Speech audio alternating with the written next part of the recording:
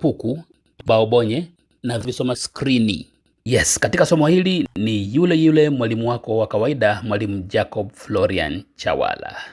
Kifaa cha mkononi kinachoitwa puku au mouse kwa Kiingereza husogeza kidosa, yaani kasa kwa Kiingereza, kuzunguka skrini. Mtumiaji wa kompyuta anaposogeza puku upande wa juu, chini, kushoto, kulia au katikati ya skrini, pia kidosa husogea kwa kufuata mielekeo hiyo ili kufikia ikoni mbalimbali. Akifikia ikoni husika, mtumiaji wa kompyuta hubofya kitufe cha kushoto cha puku, yaani kwa Kiingereza left click, juu ya ikoni hiyo kwa lengo la kuteua, yaani kuselect au kuhighlight kazi inayotakiwa kufanywa kwa wakati huo. Hukandamiza kitufe cha kushoto cha puku ili kukokota na kudondosha, yaani kwa Kiingereza drag and drop, ikoni au faili husika na kuliweka mahali popote anapotaka. Hubofya kitufe cha kushoto cha puku, yaani kwa Kiingereza ni double click, ili kufungua kazi hiyo. Hubofya kitufe cha kulia cha puku, yaani right click, ili kuamilisha menu muktadha au kwa Kiingereza context menu, kwa lengo la kukata, yani cut, kufungua, yani open, kunakili, yani copy, kulipa jina jipya faili husika, yani rename, kuskani faili husika, yani scan, kupeleka kwenye, yani send to, kufuta, yani delete, na kuunda njia za mkato, yani create shortcuts. Sasa inakuwaje hapa sasa kwa mtu asiyeona, kwa mtu mwenye ulemavu wa macho?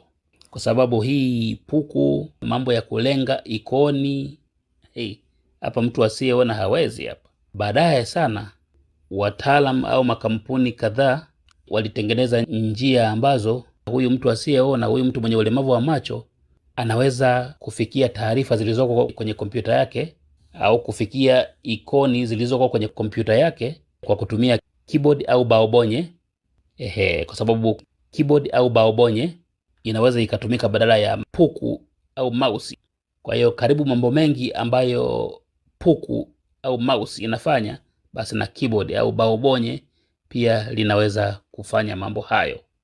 Kwa hiyo mahali ambako puku inaweza kufikia, pia hata baobonye huweza kufikia katika skrini ya kompyuta. Lakini ilipendeza zaidi pale makampuni na wataalamu mbalimbali walipotumia muda mwingi sana kugundua visoma skrini.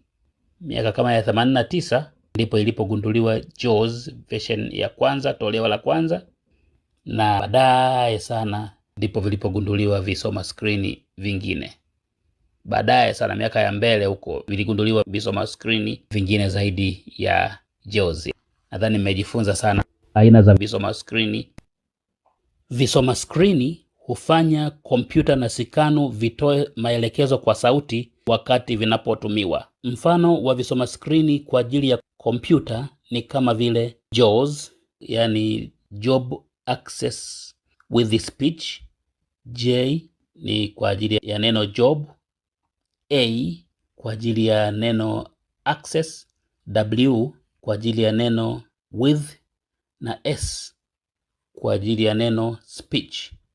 Kwa hiyo JAWS inaandikwa JAWS. Kisoma screen kingine ni NVDA, Non-Visual Desktop Access, yani N kwa ajili ya none, V kwa ajili ya neno visual, D kwa ajili ya neno desktop, na A kwa ajili ya neno access. Kisoma screen kingine kinaitwa Dolphin Pen na vingine vingi. Mfano wa visoma screen kwa ajili ya sikanu ni kama vile Android Accessibility Suite. Hiki ni kwa ajili ya sikanu zilizosakinishwa programu endeshi ya Android, yani Android Operating System. Kisoma screen kingine kinaitwa Voice Over. Hiki ni kisoma screen kwa ajili ya kompyuta zilizosakinishwa programu endeshi ya Macintosh Operating System.